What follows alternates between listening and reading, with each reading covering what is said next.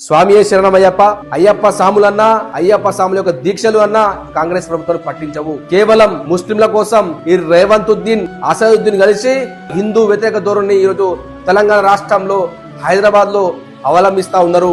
నిన్న పోలీస్ అధికారికి అయ్యప్ప మాల వేసుకున్నందుకు పోలీసు ఉన్నతాధికారులు మేమో ఇవ్వడం జరిగింది.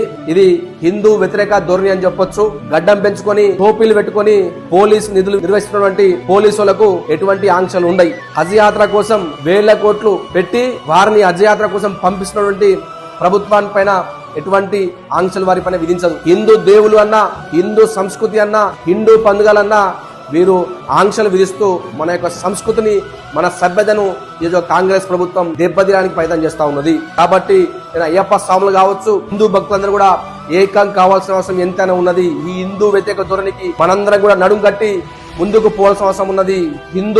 హిందూగా జీవించి మన పైన ఎవరు కూడా ఎటువంటి ఆంక్షలు విధించినా రాష్ట్ర ప్రభుత్వానికి వ్యతిరేకంగా పోరాటం చేయాల్సిన అవసరం ఎంతైనా ఉందని చెప్తూ భారత్ మాతాకి జై.